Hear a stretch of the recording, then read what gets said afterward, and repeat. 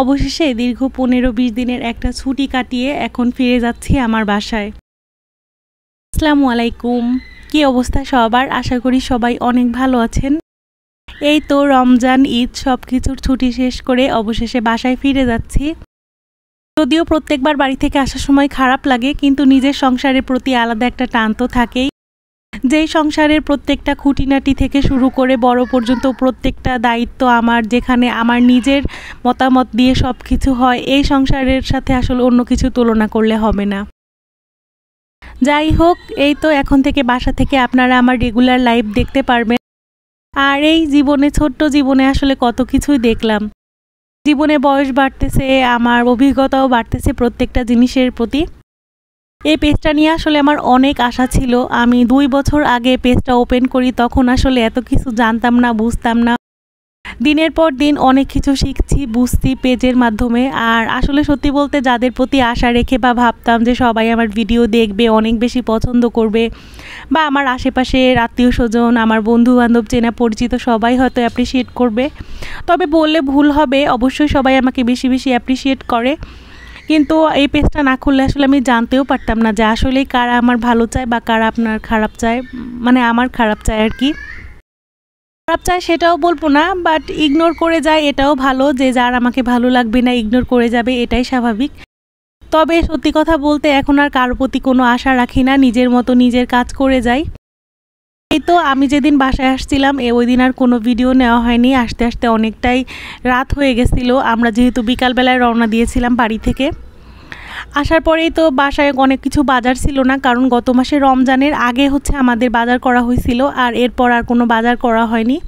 তো টুকটাক বাসায় মাসিক বাজার প্রয়োজন ছিল, আর সেই সঙ্গে কিছু কাঁচা বাজারও প্রয়োজন ছিল, যেগুলো আরাফে বাবা করে আনছিল। এবার আমি বসুন্ধরার লাল আটাটা পেয়েছি দোকানে, তো ওটাই আনাইছিলাম আরাফের বাবাকে দিয়ে। আর এই তো ডিম শেষ হয়ে গেছিল, কলা, মানে নর্মালি যেগুলো লাগে আর কি বাসায়। রাফাইলের 2টা ব্রাশও প্রয়োজন ছিল। তো সব কিছু এই তো এখন বের করে গুছিয়ে নিব। আর সেই সাথে কিছু বাদাম আনা হয়েছিল, যেহেতু বাদামটা বাসার বাচ্চারা, আমি সহ সবাই অনেক বেশি পছন্দ করি। আর এই তো অনেক দিন পরে আমার সেই ছোট্ট দেওয়ালটার ব্লগ, মানে ভিডিও আর কি। তারপরেই তো এটা ছিল পরদিন সকালবেলায়। বাহিরের অবস্থা, এই অবস্থা খুবই বাজে, এত পরিমাণ গরম যে কি বলবো। অল্প একটু সবজি রান্না করতেছিলাম। এখন আসলে এই গরমে 3 বেলা রান্না করা যদিও অনেক বেশি কষ্টের, তারপরেও 1 বেলা রান্না করে অন্য বেলায় বাচ্চাদেরকে খাওয়াচ্ছি না, কারণ এমনিতেই গরম, এর মধ্যে আসলে মানে ফ্রেশ খাবার খাওয়াই ভালো।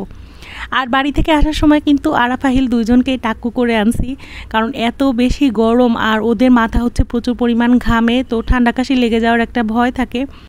যদিও আহিল কোনো কিছু ঠিকমতো বুঝে না যে টাকু হওয়া কি বা চুল থাকলে কি হয়, কিন্তু আরাফ খুব বুঝে, এজন্য সে ক্যামেরার সামনে আসতে চায় না। ইভেন সে মানুষের মধ্যে যেতেও লজ্জা পাচ্ছিল।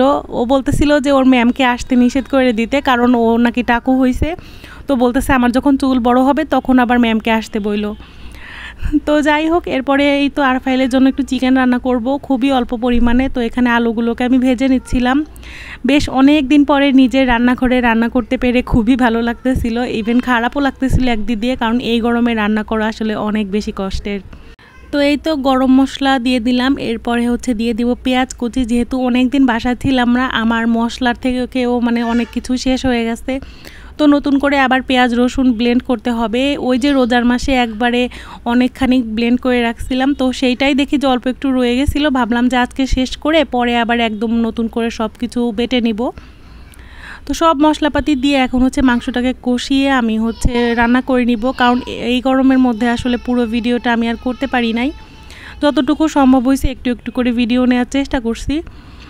আর যারা ছোট বাচ্চার মায়েরা আছেন তাদের জন্য একটা টিপস, বিকালের নাস্তা সবসময় দেখা যায় যে আমরা অধিকাংশ সময় বাচ্চাদেরকে ভাজা পোড়া বা তেলের জাতীয় জিনিস দেই, ডেজার্টও দেই মাঝে মাঝে, কিন্তু এই গরমে আমি প্রেফার করি যে একদম ঠান্ডা ঠান্ডা খাবার দিতে, যার কারণে এখানে সাগু রান্না করতেছিলাম।